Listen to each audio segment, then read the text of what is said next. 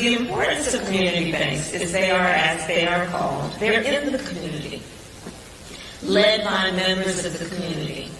They are people who understand the capacity of the community, the needs of the community, the culture of the community. You can do it, baby. I love you so much. Magic.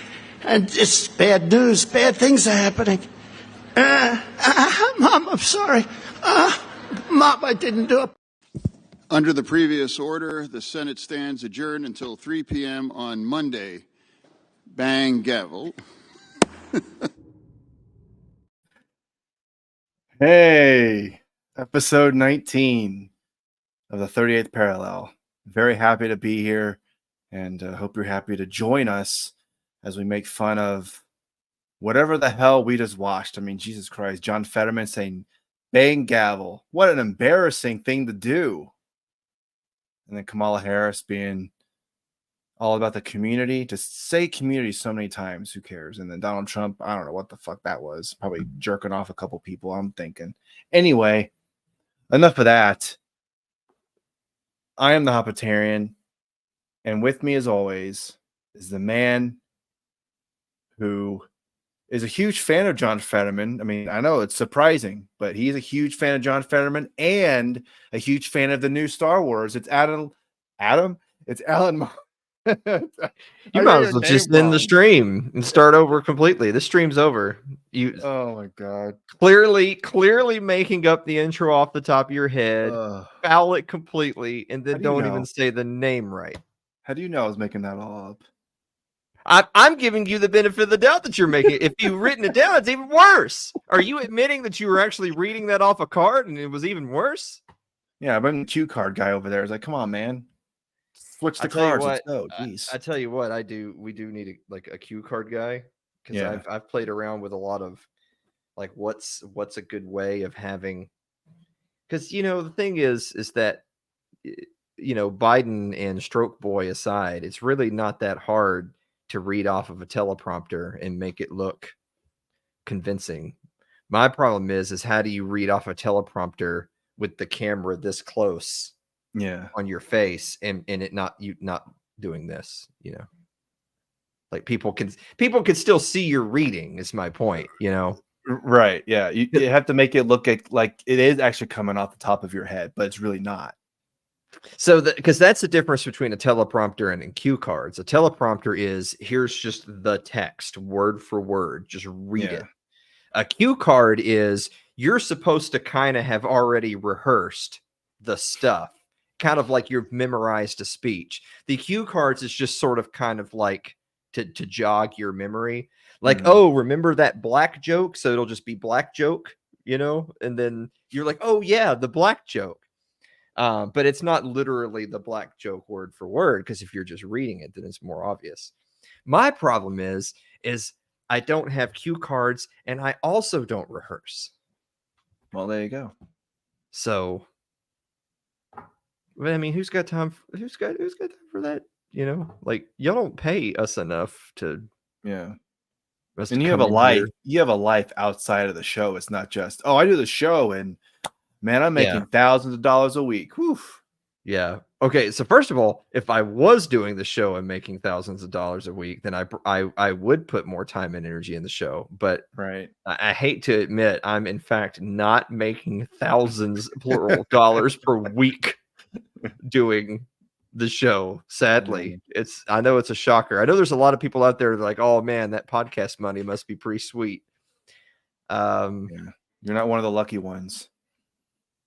Some people can do podcasting for a living. Yeah.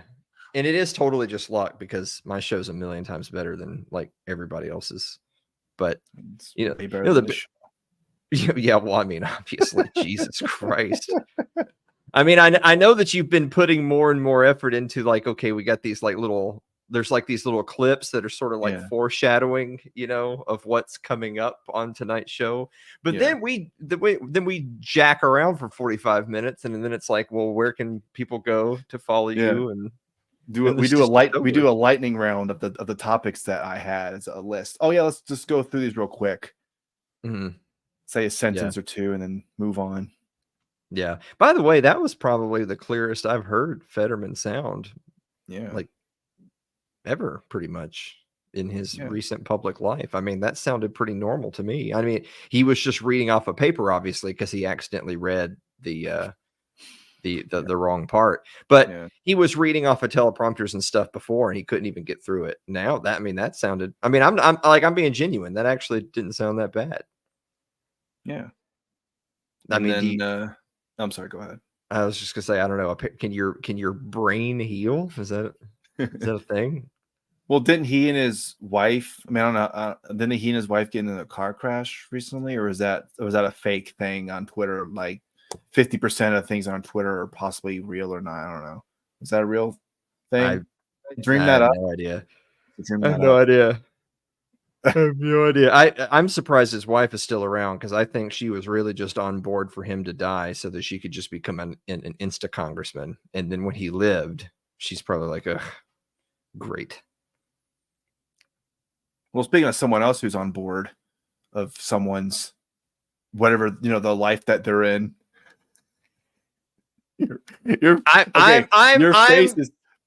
I'm on the edge of my seat waiting to see what this transition's going to be into, just like the audience. I have no idea. I'm along for the ride, just like all you guys. What is this going to be? I'm the master of the segue, right? Mm-hmm. Anyway, speaking of someone who's on board, Bill Belichick is going out with a 24-year-old. Your thoughts, Alan? All right, so we had this conversation. I'm gonna clue you guys in. So we had our annual live event a few weeks back, and gosh, it's almost a month ago now. A few weeks back. It was May 7th. Yeah, it was May. What was it? May 16th, and it's June 14th. Oh my God! All right. Anyway, now I'm Fetterman. So anyway, this was one of the cool things about going to the annual meetup, because there is an event one night, but we'll have some like hangout times for like a 3 or 4 day stretch, and that's when your stuff that no one's recording. No cell phones. It's just, you had to be there kind of stuff. Yeah. And we were having the conversation of if you're on, like, let's say you get on a dating app and you put in your profile and you in it, because it's going to ask you your age and all that stuff. Mm-hmm. And then there's this, you can set what area in terms of geography, how many miles around you do you search for women. But you can also put in there the age range. So you can be like, I'm going to search within 20 miles of where I am for women ages. Oh, now here's the real question. Let's say hypothetically you're, I don't know, 38 years old. I don't know anyone who's 38, but let's just say hypothetically you were. What age range should someone that's 38 put in that he's looking for in women? Like, what would you say is appropriate? If you were 38, what's an appropriate age, young to old? What's the youngest woman that you would go out with? What's the oldest woman you would go out with if you were 38? I would probably say I would go 30, 31 to the same age. Okay, so you would say if you're 38, you would say 30 to 38. So an 8-year range that ends at your own age. Right. Down 8 years. Yeah. Okay. Because even like the 30, 31 would be a little iffy. But yeah. That's probably what I would. Yeah. So there was another gentleman that was there who, I'm not going to name who it was, but there was another gentleman who's there who is actually a very youthful looking guy. He kind of looks like a surfer dude, but he's a lot older than what he looks. I mean, he totally looks like a surfer dude, like the blonde hair. He looks like he got out of the pool, 5 minutes ago. That's just what he looks like. Looks like a Mark Claire. It kind of looks like that, but it's not Mark Claire. Yeah. But this guy's actually like 52, I think. But that's what he's a youthful guy, but he's actually in his early 50s. Yeah. And I had asked this question here. I was like, well, what's the youngest of a woman that you would talk to. And he had said something like, let's see. Yeah. I think he had said like 30, I think is what he had said. Okay. Was 52. And he said, well, I would talk to someone who was 30. And I was like, okay, well, using your math, that means I should set mine to, 16. Yeah. That would be 22 years. So I'm going to prison. Yeah, Unless right. Alabama, up out in Alabama, it's actually, believe it or not, we make fun of Alabama because their age of consent is 16. There's actually a bunch of states whose age of consent is 16, like in other parts of the country, like in the Pacific Northwest and in the Midwest and in the Northeast, there's states that have 16. Just throwing that out there, that there's different peoples and different. It's not like it's a Southern redneck cousins type of a thing. There's people all over the country whose states are 16. So I was like, well, I can't use yours because that would be way too young. So the reason I'm spilling all this is that it's just it's a fun question of what age range would you be willing to look at, and then 2, how much does that range change the older you get?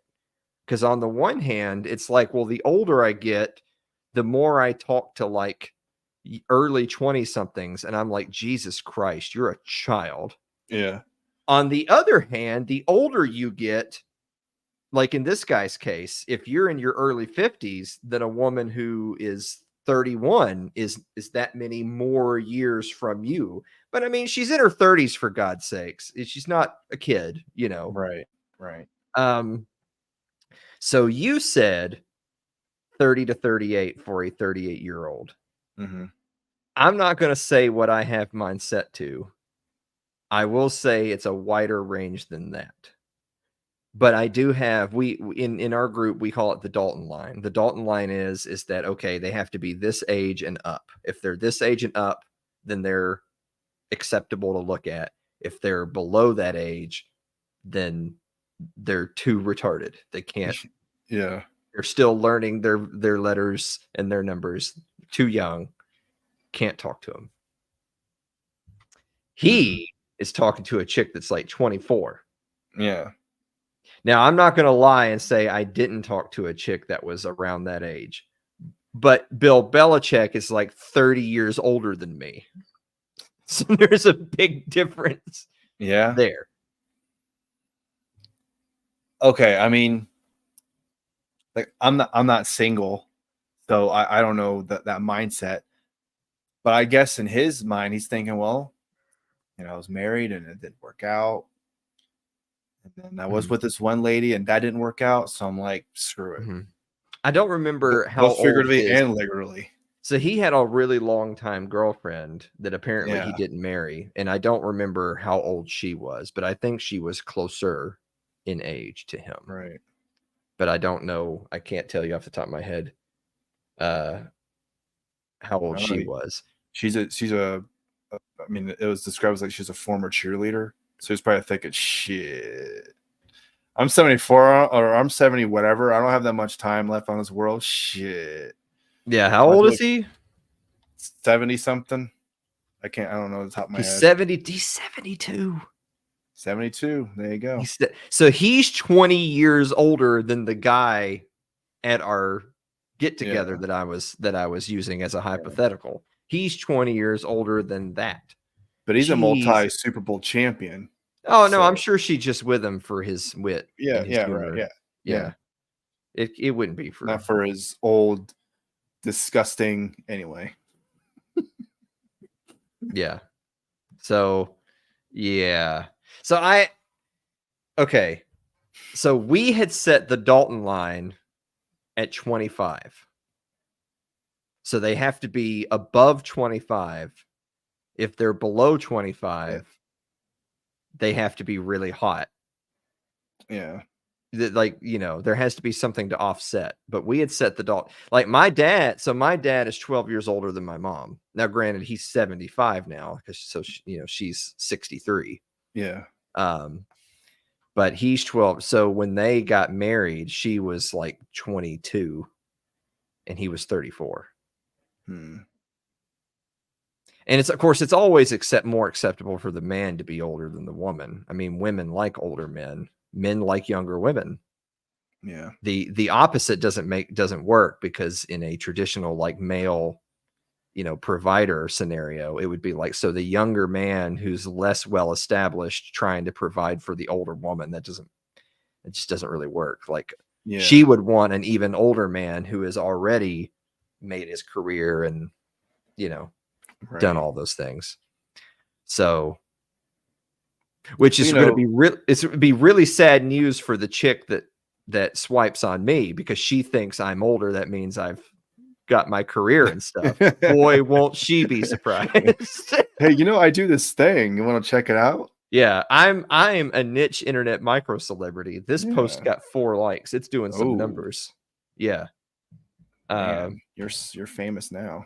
Yeah, bro, I'm famous. Yeah. Oh man. So but it's an interesting question, because I think the average person accepts that you would typically have a man be older than a woman. If anything, if they're the same age, it might be because they were like high school sweethearts, so they literally were in very close range. I mean, when I say same age, within a year or two is still the same age. When I say older, I don't mean Bill Belichick and a cheerleader. I just mean like, 6, 8, 10 years maybe. But you had said 8. So you said 30 to 38. So in your mind, you're only looking at an 8-year differential. So you wouldn't talk to a 29-year-old. They would be too young. Too impressionable, those 29-year-olds. Yeah, 29-year-olds. Like, what are you doing? Are you still listening to that disgusting 2000 music? Like, what are you doing? Like, come on. That's one of the hardest things to overcome. So I've been on a couple of dates with a couple of chicks over the last, like, I don't know how many months. And one was 29 at the time and is 30 now. So in your mind, I was literally a pedophile when we went on the first date, and now it's totally okay. I wouldn't go that far, but the other one was younger. Okay. That's all I'm going to say about the other one. 18. I can't believe you, man. Have you seen the SVU meme of she was 17 years, 364 days, you sick fuck. Oh my god. Yeah. Just anyway, one more day. Oh, should have waited. No, she was not a teenager. Thank you very much. She was Yeah. in her 20s. She was just younger than the 29-year-old. Okay. But I will say, even the 29-year-old was, wow, you're young. Like, so the things that are hard to overcome, if she was 29 when before I had turned 38. So she was 29 and I was 37. So that was an 8-year difference. So 8-year difference, that's what you just said. Yeah. So we were 8 years apart, but even in 8 years apart, I was like, wow, what fucking planet are you from? And I don't know if it was just because she's a woman and so naturally unintelligent, or if it was because she was literally a child. You're just that much smarter than her. Well, yeah, I know, yeah. Stating the obvious. Yeah. So the 29-year-old was, 29, was within 8 years of my age at the time, but she definitely came off as very young. Like, I mean, I was 29 not that long ago, and I felt like I was a lot more mature than that at 29. So it still comes back around to the maturity thing, right? It's like, if you went out with someone tomorrow that was 25, but they were 25 and they had just finished their PhD at, Columbia, you'd be like, well, obviously this is an intelligent person, and whatever. There's definitely something there in the mind. But if you're going out with like a 30-year-old and they're still acting like a fucking child. Oh yeah, if you're going out with a 30-year-old and they're still wanting to go, booze it up with the girlfriends every weekend or whatever, you're like, yeah, that's that's retarded. Yeah. Like that's not what adults don't actually do that. You know, kids that party do that. And so I was never a kid that partied. Even when I was 20, I wasn't a kid that partied, number one. And Oh yeah, number two, relatable. it gets increasingly more off-putting the older you are showing up to that crowd, because Yeah. that crowd remains like early mid 20 somethings fresh out of college, just entering the workforce or in college. But you know, you at 31 are going to hang out with them. That makes you a bit weird. Yeah, it's kind of weird. So yeah, that doesn't really work. Ironically, the one that I went out with that was younger actually was a lot cooler than the one that was 29. But she was it was more, I couldn't get over the mental thing of, like, I was born in 1985. And so you can't help but think of the math. Like, you can't help but think of, so what, you're this age. What year were you born? And I was like, wow, you were a toddler when 9/11 happened. Oh my god. And I'm like, I was like a year away from being drafted to go fight in World War III when 9/11 happened, and you were a toddler. So I can't unknow that. You know what I'm saying? Yeah. Like, now I see in my mind me going to algebra 2 my junior year of high school when you were born. You know, like I can't unknow that. Yeah, I mean, I guess, like, for the most part, physically, you know, I would think probably the younger girl was, and this again, I have no idea, but I would say the younger was probably more attractive physically than the older one. Or Actually, no? they were, I mean, Shane, like, I'm super shallow. I would not have even said hello to these chicks if I didn't Yeah. think they were hot. So I got Like, something for you to anyway. yeah, if you're not at least an 8.5, you're a man to me. 8.5. Jesus. You're a trans woman if you're lower than 8.5. I mean, I don't know. What can I say? I've just always been. Well, you can also think of it as you have high standards, because then if you were shallow, oh, you're a 6. That's good enough. Let's go. That's fine. Yeah. Well, I'm not a user. Like, I'm not the kind of person who's just looking for, that.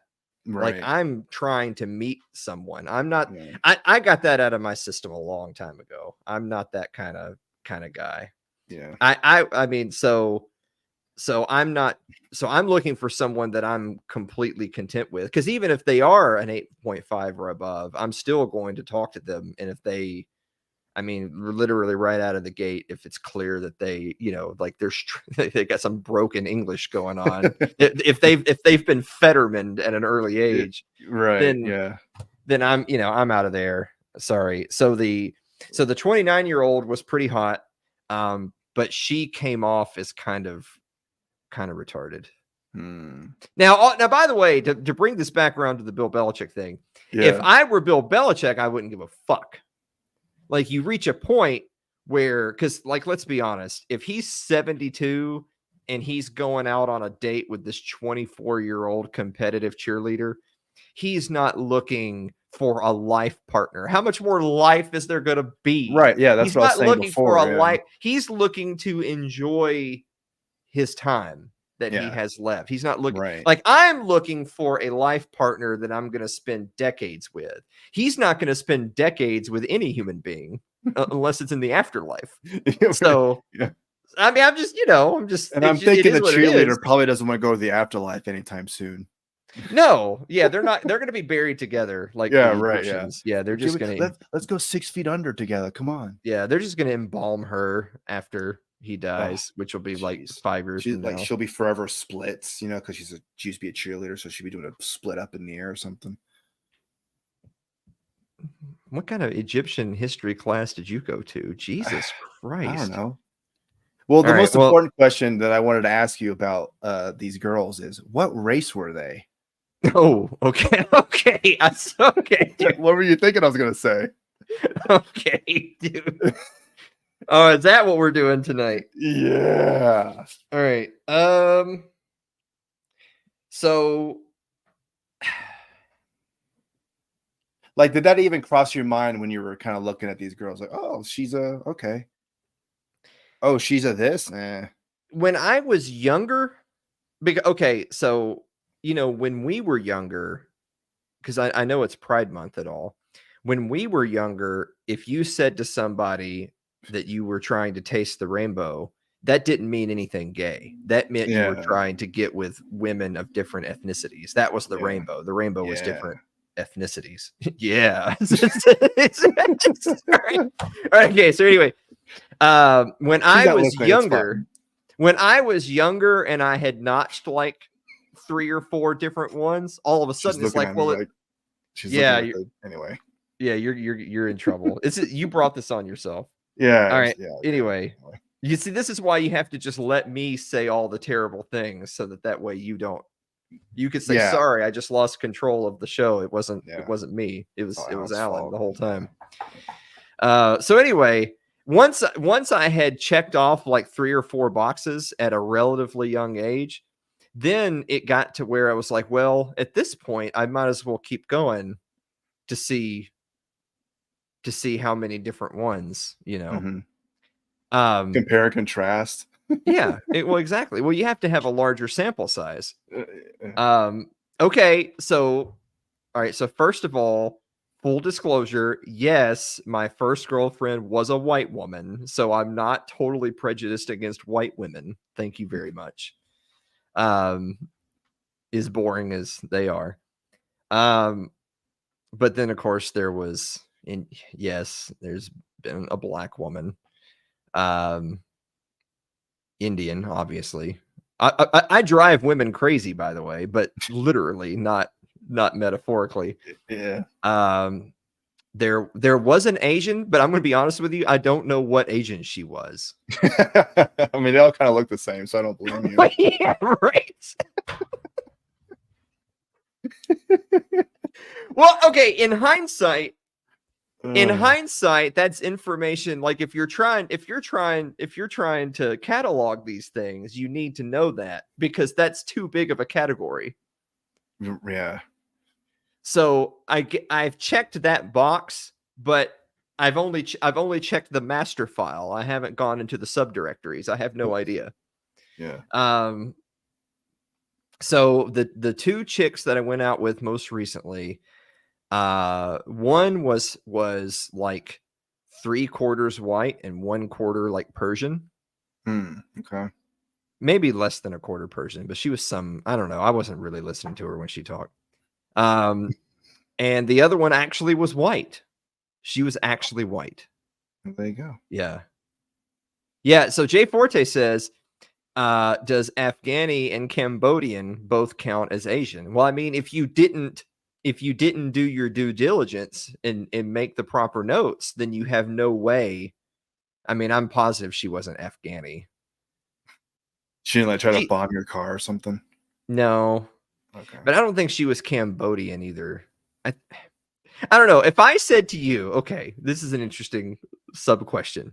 If I said to you, this chick is Asian, and if you were to say, oh, well, can you be more specific? If I were to say to you, I don't know, she's just generically Asian.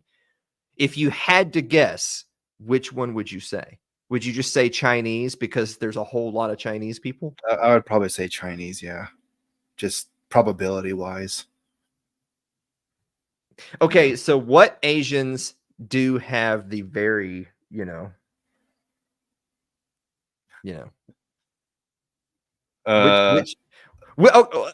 do the reverse. What Asians have wider eyes? Don't have super slanted eyes. Well, I think it depends, because I've seen Koreans that don't have slanty eyes. I've seen the Japanese women with the same. So Jay Forte says Southeast. So Southeast Asians don't have as slanted of eyes. Vietnamese, Laos. She was probably some kind of Southeast Asian then, because she had eyes that were not that dissimilar to my own. Yeah. Okay. But they were dark hair, I mean, she was clearly Asian. Oh, no, Jay Forte says no, they have slanty. I like how he said slanty. Now Jay Forte's in trouble. But so the opposite of that. So whoever's the opposite of that, whoever has the skin tone, hair color, eye color, all that, but has whiter eyes, she was whatever that is. So this is why we need to have like a live line where people could call in, like talk radio. So you just call in this number and let us know Like, if you're what an kind of Asian is person. this? Yeah, what kind of Asian is this? If you have the answer, call in. So the last two was mostly white and partly Persian, and the other one was white. So she was totally white. The younger of the two was the totally white one, and she was actually I'm going to be honest, she was actually pretty cool. But I mean, I didn't ghost her. Like, I'm not the kind of asshole who literally goes out with someone and says everything's cool and then literally just blocks them. If for whatever reason I decided, like, you know what, I don't think there's going to be a follow up to this, then I would just say, yeah, this was fun, but I wasn't really feeling it. So, whatever. She was actually legitimately pretty cool. If I were younger, I probably would have gone out with her again. But she was too young. Like, way too young. The other one was not as young. I mean, like I said, she's 30 now. She's in her 30s. I'm in my 30s. So we're, not that far apart. But she had a weird vocal inflection that I couldn't, you know what I'm saying? Like, okay, you would talk about shallow. So first of all, if she's not an 8.5 or above, she's literally a man. You're like and Seinfeld. Two, she had a weird, it's hard to she was a bit of a slow talker. She was a bit of a slow talker.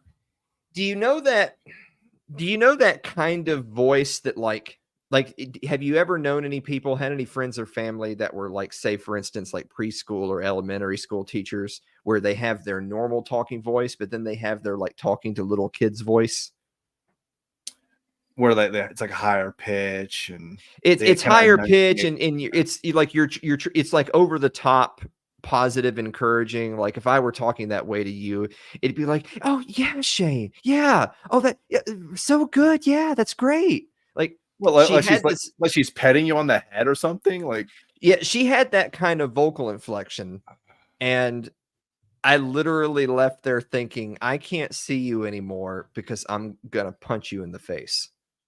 And so she wasn't doing like the California thing where everything ends in a question or something like that. She had some of that. So she had some of that upward inflection, but there's all of it. All of it was like, because sometimes like she would talk and I'm like, who are you? Like, I'm looking around like, who are you talking? You can't be talking to me. People don't talk to other adults like this. Maybe she was a libertarian because she was autistic as fuck. Yeah. No, by the way, all women are leftists. That's the other thing. Is that you get out there in the wilds these days. It's just how far of a raging leftist can you handle? Can you handle a moderate Democrat all the way through to just card carrying communist? I mean, yeah, you got to reel them in, get into the dark side, as they say. Yeah, well, like you all, well, what are you gonna say? I don't know. No, I'm just thinking about. I hope your couch is comfy. That's where you're going to be sleeping this evening. Yeah, probably will. Yeah. Jay Forte said he's gonna run it by what? I'll run it by my live-in. Jeez, I'll run it by my live-in Korean mother-in-law. She says the funniest offensive stuff about Asians. Oh yeah, Koreans are super racist. Oh yeah, that's probably where I get it from because I'm. Oh man. Yeah, that's one of my favorite memes. I don't know. I don't remember if I've ever sent that to you before. It's a meme. It's just a white background with like a black drawing of an Asian kid with glasses, and then there's another drawing of an Asian kid with. It's the same kid. It's just one's facing left and one's facing right. It's the exact same picture, but one has the Korean flag over one, and the other one has a Japanese flag over one. And the Koreans was saying to the other one, keep in mind they're identical. He's saying to the other one, "Subhuman filth." Yeah, it's like, yeah. But for real, like when they showed Oppenheimer over there and everybody was cheering, that actually happened. That's not a joke.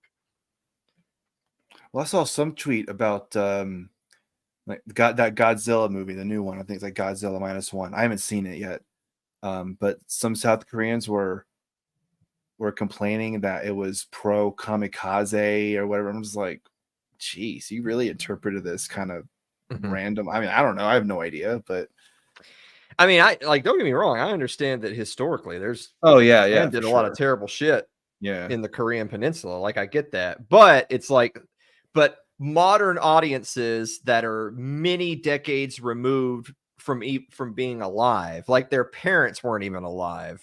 Their grandparents were babies when this was going on, and like the modern day 14-year-old is the one saying subhuman filth to the Japanese. I don't know. That actually kind of endears me to them a little bit. Dude. I don't know. So anyway, all I'm saying is that on my app, which, by the way, you're right. I set the top age to be my own age, but in general, they'd have to really be something special for me to even look at them. I would never date a woman older than me. It just would never happen. Ever. Technically, what about a day old? Well, I mean, I was gonna say technically the black chick I was with for a while was older than me, but we were like, she was like 6 months older than me, and we were both young. It's not like we were in our early 20s. Right. So yeah, but other than that, no, I would never at this point, no, I would never date a woman older than me. And so younger is fine, but because we're getting ready to do a community live stream for the show where the whole show is we're gonna pull up Bumble and Tinder, and it's gonna be you know how like there's like Twitch plays Pokemon, and we're gonna do Twitch plays Tinder, and we're gonna let chat swipe for me. Choose Alan's next date. Yeah, we're gonna let chat swipe for me. Oh man, she's gonna be internet famous. But we have to set the parameters before we load it up, and so that's why we had to decide what's the Dalton line. So how far away can they be, and what age can they be? And currently, it's set to 25 to 38. Yeah, that's not bad. There you go. That's what it's currently set to. But I mean, again, even if they were 25 or 26, they'd have to really be something special, because I already went out with a 29-year-old and she was fucking retarded. Yeah. So of course the other thing is that you got a lot of these like 37 and 38-year-olds who are like, they're like, oh, I really want kids someday. And you're like, someday? Someday, like this week? Yeah. Yeah. I mean, don't get me wrong. If that's what they want, that's what they want. I'm just saying that they're at the very end of the clock. But that also means if you're going from just met going on a first date and you're at the clock's about to strike midnight, that means even in a hypothetical scenario where that's meant to be, you have to go from first date to committed relationship to like married to starting a family, like within a year, because even a year is a huge amount of the time remaining. You know what I'm saying? Yeah. So I'm don't get me wrong, I'm not judging them. If that's what they want, that's what they want. And if it hasn't happened yet, whatever, I understand.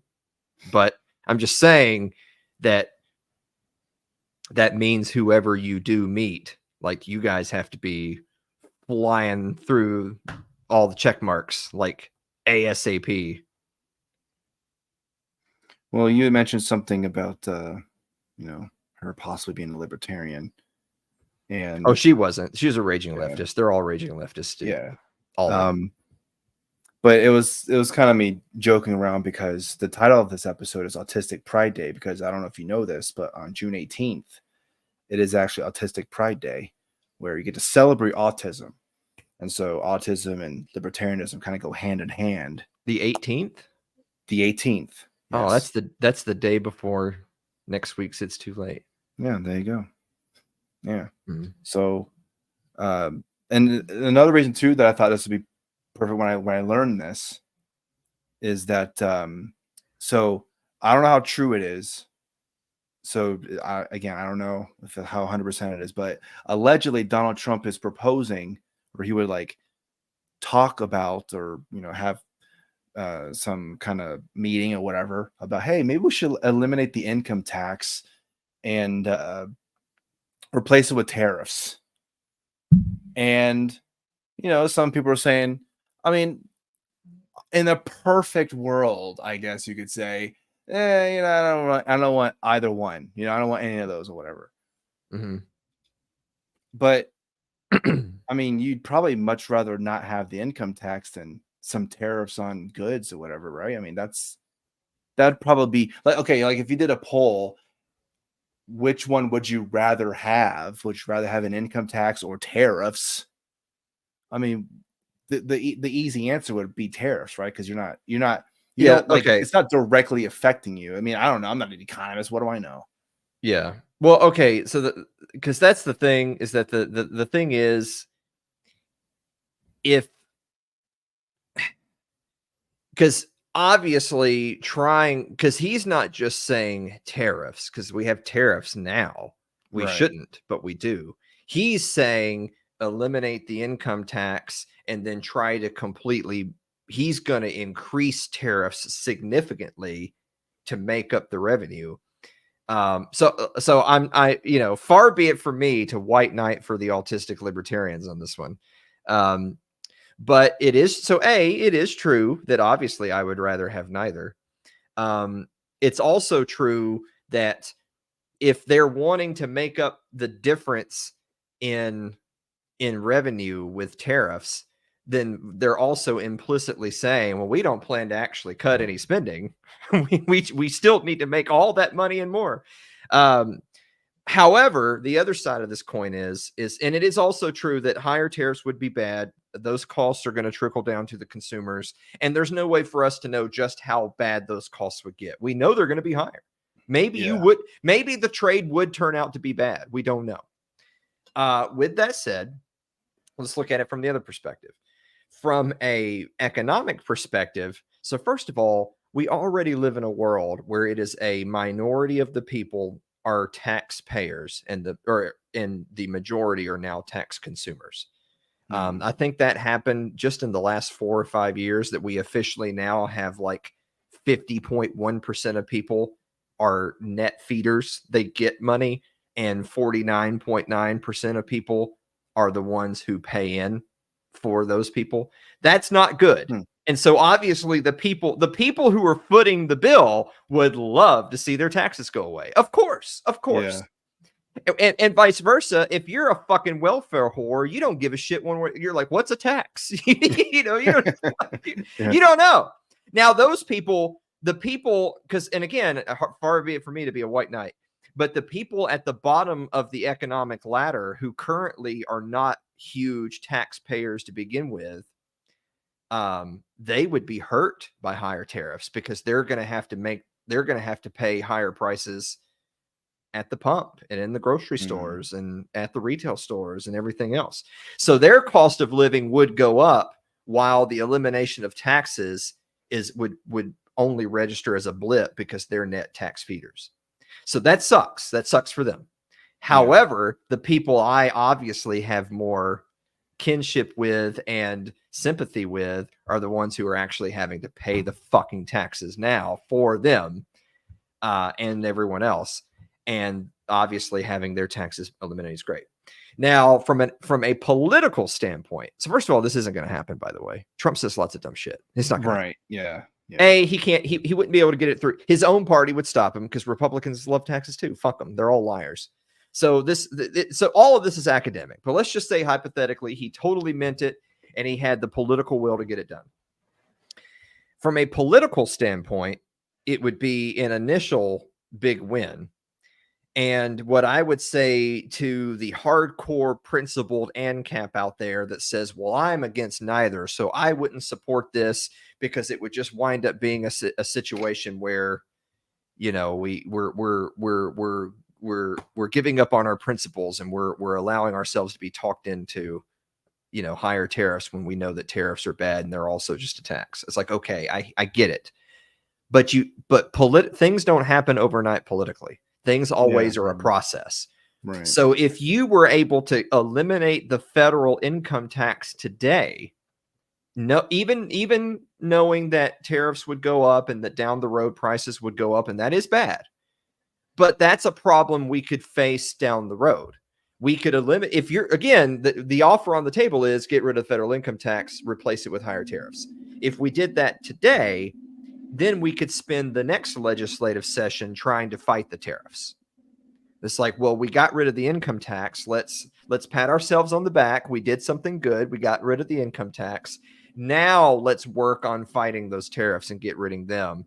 And in the process of doing that, it's going to force more fiscal conservatism on our government because they were eliminating another income stream. Which, by the way, just as a cherry on top to the whole thing, is if right now the federal government's total collection in taxes doesn't pay for jack shit. People don't understand just how ridiculously high government spending is and just how ridiculously unfunded our debts and liabilities are. They don't understand what $34 trillion in debt looks like. It's just, that's an imaginary number. I can't even imagine $34 million. I sure as shit can't imagine $34 trillion. Right. Yeah. So since they have no concept for the scale of the national debt, and they certainly have no concept, like when you talk about like $100 trillion plus in unfunded liabilities to Medicare, Medicaid, Social Security, again, they have no idea what that looks like or what you're talking about.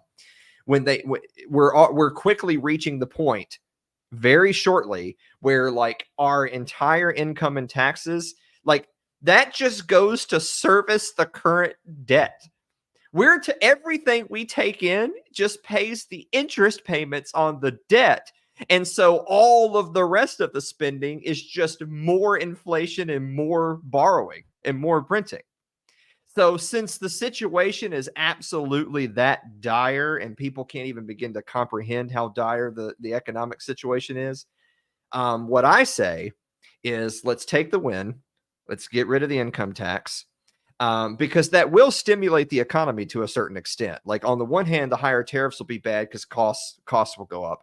On the other hand, getting rid of the income tax is going to mean that people have more money in their pocket. And on the front end, there'll be more investment back into the economy.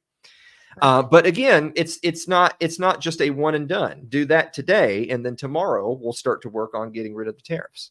If you're someone who's just a collapsitarian and you're like, fuck it, it's all going to blow up anyway, then why would you even give a shit? Just whatever they want to do, fuck it, let's do it. The end caps that you're saying, they just want to end the state. Just end the state, bro. That's it. If you want to just end the state, bro, then you need the government. You need the currency to fail, which, by the way, the collapsitarians, like, look, I'll always have a soft spot in my heart for people who think that way. Mm-hmm. And it may be true in a vacuum that reality will result in a future where the giant empire that we live under collapses. But that collapse is going to be really painful for a lot of people. Like, I mean, we're talking like when you reach a point where you go from the wealthiest nation that's ever been on planet Earth to some people genuinely don't know how they're going to feed their kids, it's gonna get ugly. Yeah. And so I try to tell the collapsitarians, I know, like, I'm going to go weld my backhoe and start getting like, oh, ha. Yeah, that's really funny and all. But when your neighbors start worrying about how they're going to feed their kids, I'd keep my fucking opinions to myself before they come blow your goddamn brains out and raid your fridge. Yeah. So let's just have a little bit of compassion that the collapsitarian argument, the all or nothing argument, even in a world where they were politically successful, it's going to be a lot of misery and pain to eventually come out on the other end in the hopes that it's better than we have now. But all things being equal, we live in a wonderful world. You kidding me? Like, I have clean water, and like this thing right here, like I can swipe on stupid whores on it, and I'm talking to you right now. Like, yeah, right. I'm not struggling to live right now. Like, I didn't have to go out today and fight for my life, which is what lots of people have had to do for thousands of years. So let's have a little bit of scale. But as someone who is a net taxpayer, fuck it. Get rid of the federal income tax and we'll see what battle awaits us tomorrow. And I don't, and by the way, I don't see how that's really that unprincipled of a stance. Like the kind of ideologue who would say, I'm not being principled for having that position. I would dare say they actually don't understand a whole lot about history or economics or politics. And that is separate, by the way. Yeah. Politics is separate from history. I'm a historian. I went to school for history. I get it. History is very important. It can teach us a lot of things. But you also have to have a concept for the way the political system works here and now in this country. And while none of this is going to happen anyway, this is all academic. I can promise you Trump can get elected. He's not going to, he is not going to get rid of the federal income tax. But in some crazy hypothetical where you could, I don't even care what the comma but is. I don't even give a shit. It's you had me at get rid of the federal income tax.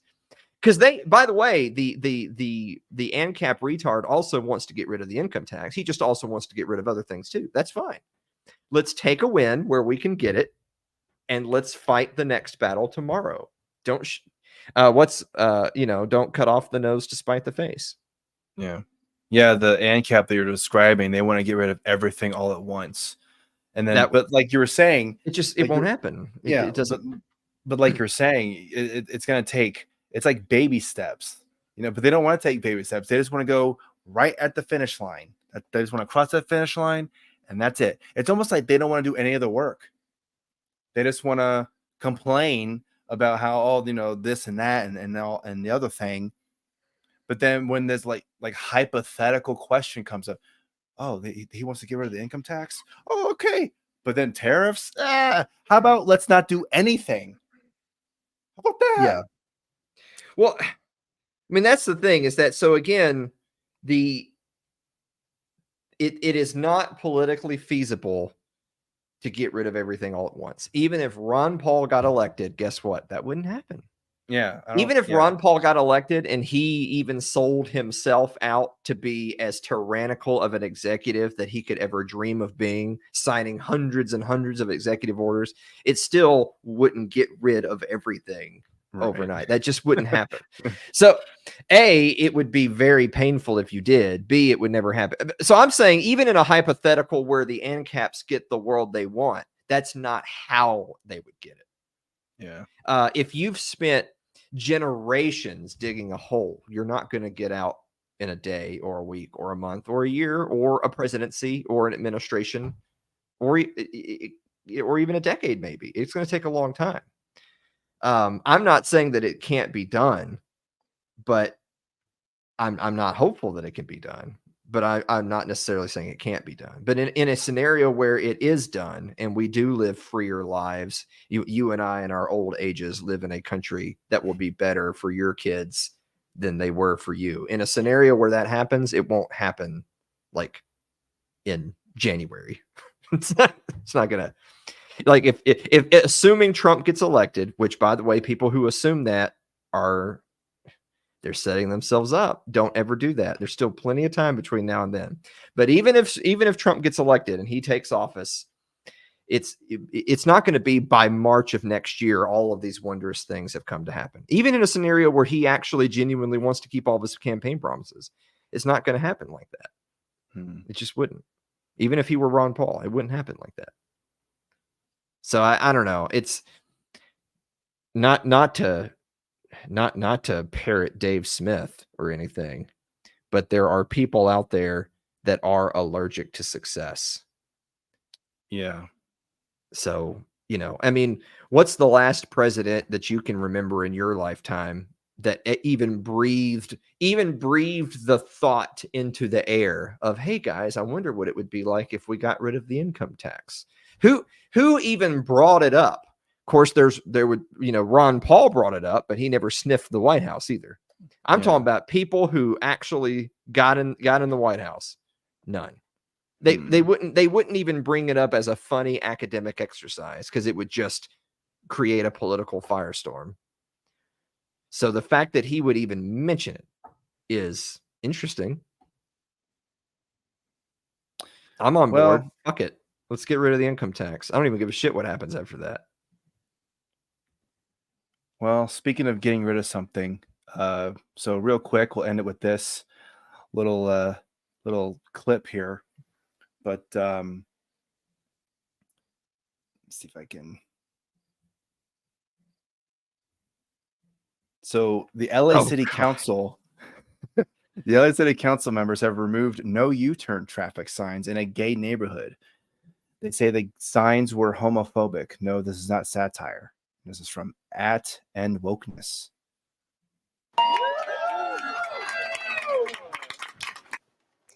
LA City Council members Hugo Soto Martinez and Nithya Raman were on hand today to help remove the signs. They say the no cruising and no U-turn signs were put up in the 1990s to prevent people in the gay community from meeting up with other gay people.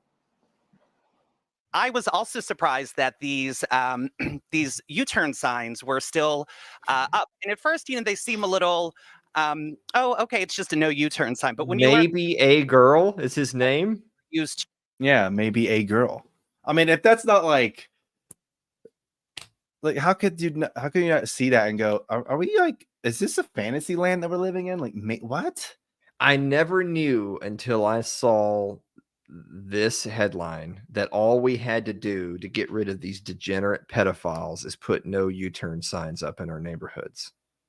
I know. Start putting more up, right? Yeah. Just every intersection, every median, just I don't know. And the fact that person's name was maybe a girl, like, what are you fucking joking around? What are you doing? Like, the fact that they would even print that, like, it really goes to show you how far the media has sunk. Because, I mean, once upon a time, the media would at least say, like, if someone was trying to approach them and like, here's my information, they would just be like, yeah, we're not gonna play that. We're not gonna put that on TV because that's just ridiculous. We'll go find somebody else. Or just not put the name on there. Just don't put the name up there. Just show that person saying whatever the fuck they're going to be speaking, and then that's it. But then when they see maybe a girl, they go, wait a minute, hold on a second. I mean, it was already ridiculous as it is, but then they see that name pop up. Mm-hmm. Like, is that a typo? Like, what's their real name? Matthew? Like, I want to know what the person's real name is. Probably Matthew something.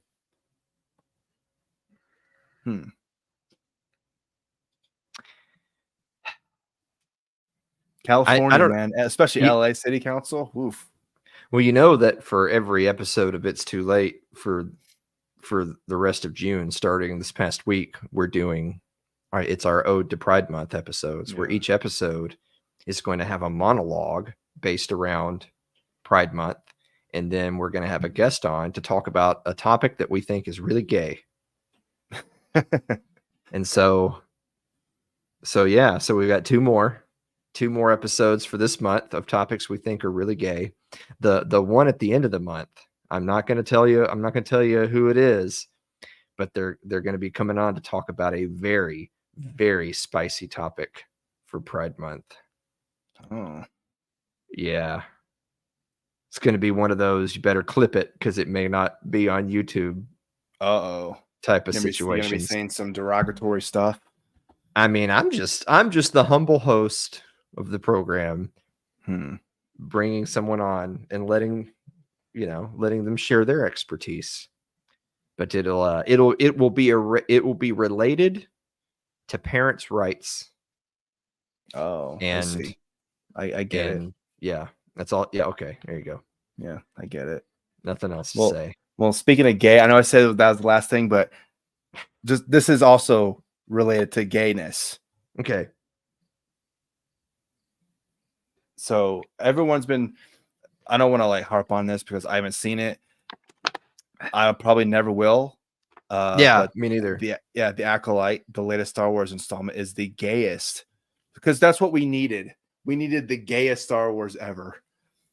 And apparently, I don't know if you know this, Alan, but apparently even R2-D2 is a lesbian. Did you know that? Because, the whole C-3PO, R2-D2 relationship, whatever. Mm-hmm. I mean, They're fucking robots. Like, what do they know about sex?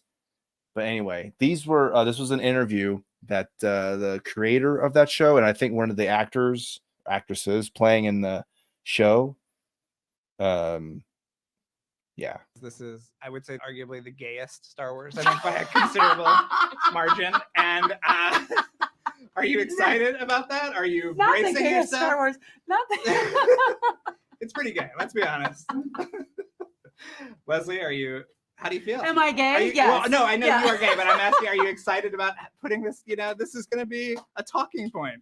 Is it going to be a talking point? I'm sure so. Because nerds are gay. Well, Yeah. some nerds are very not gay and are very threatened by gay Well, that's stuff. true. But Yeah. in my world, nerds are gay. Okay.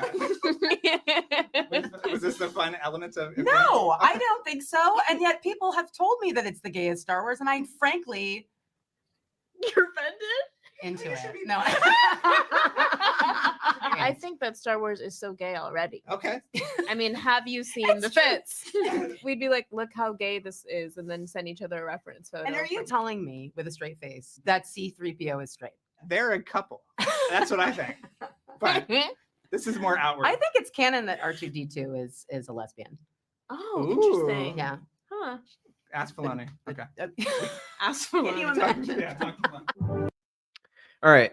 So I don't know how long that clip was. There was literally nothing in it.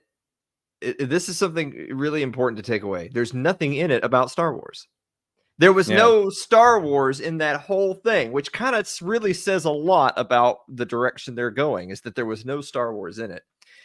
Two, by the way, C-3PO and R2-D2 are not gay. They're machines. They're fucking property. They don't have...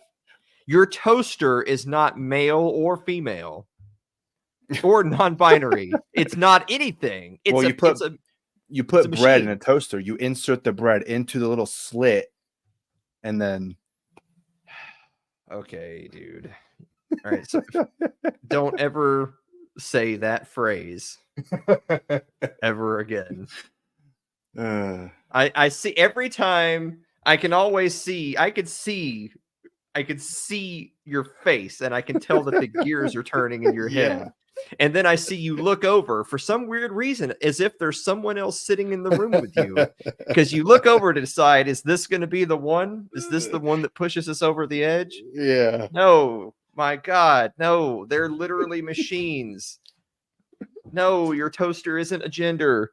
Your refrigerator is not male or female because it's not a thing. It doesn't live. It doesn't have life in it. So that's just absolutely absurd from the word go.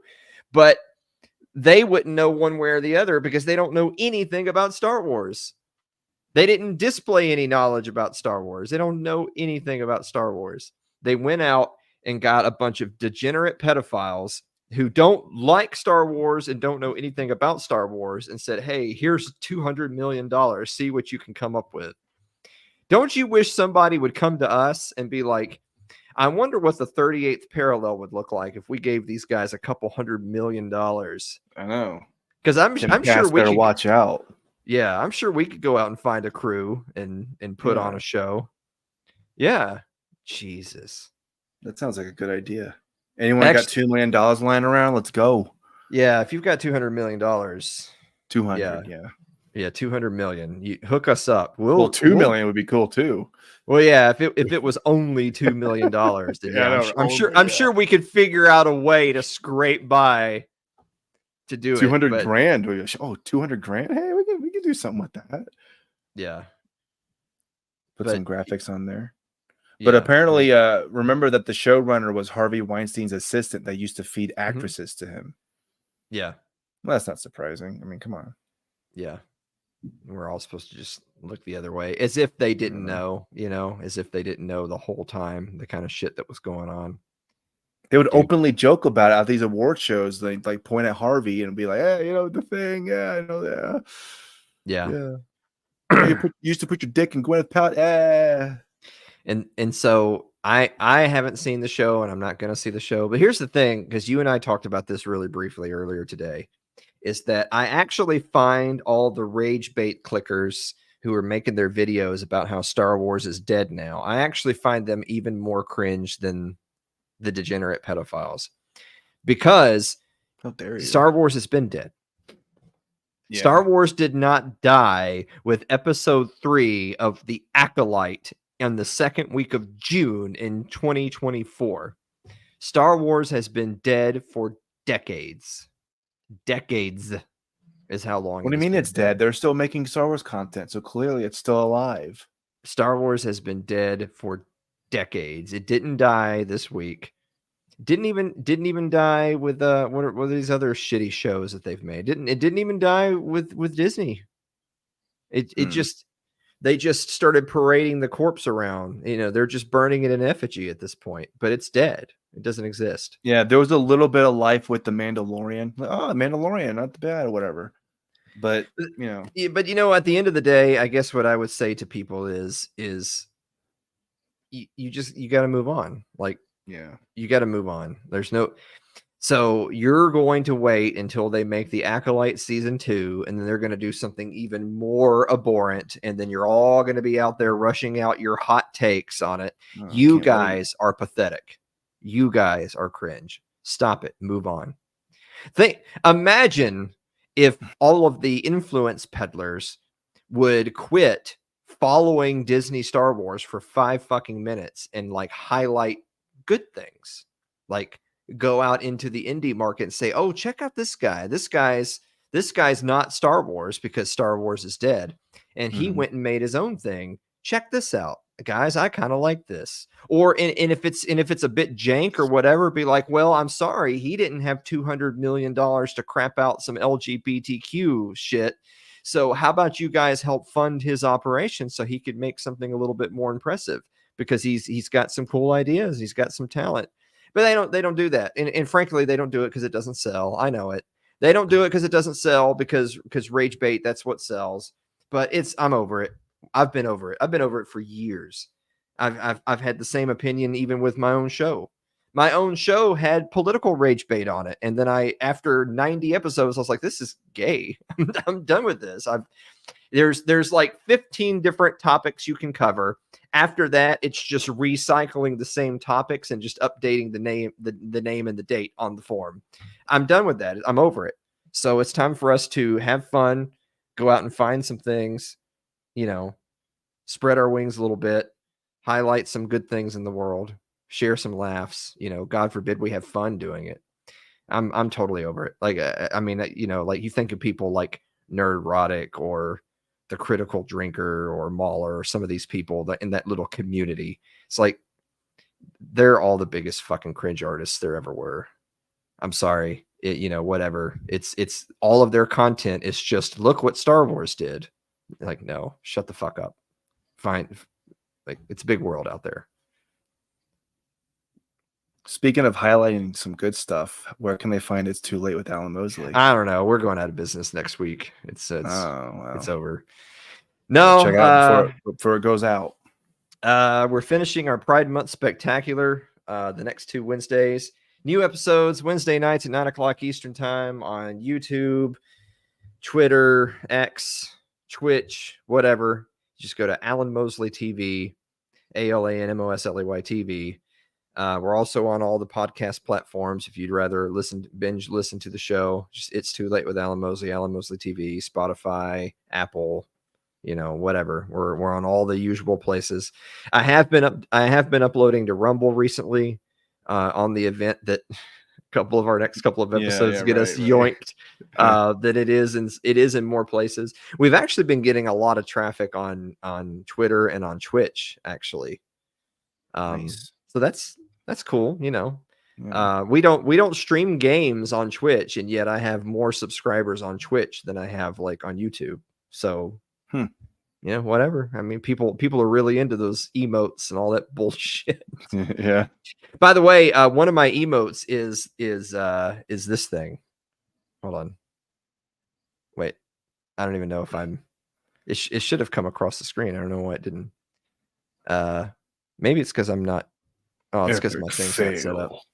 Epic fail. Well, I'm not doing my show. This thing right here. That That is actually an emote on my Twitch channel, and Twitch approved it. Well, they probably don't know what They what probably that don't. means. Yeah, we're kind of keeping that one on the down low. Okay, but, what? But yeah, that's okay. Bundle of sticks is Yeah. is a emote on my Like a my quick Twitch Google channel. search. Like a quick Google search Twitch. Anyway. So anyway, Wednesday nights, 9:00 Eastern time, Alan Mosley TV. It's too late with Alan Mosley. September 1st. I mean, gosh, we're already halfway through June. So 2.5 months. September 1st will mark, let's see, 7 years. Wow. We started on September 1st, 2017. So September 1st, my God. It would have been fun if you started on September 11th. That would have been your personal 9/11. Yeah. Mm-hmm. Yeah. Yeah. Where were you on September 1st, 2017? I don't know.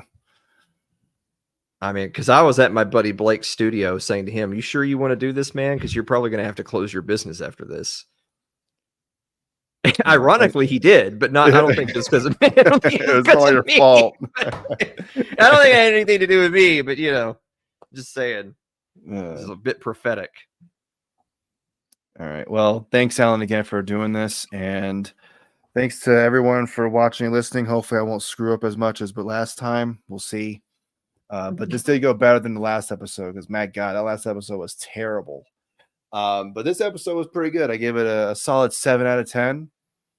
Yeah. So it's literally a man. Yeah. There you go. Yeah.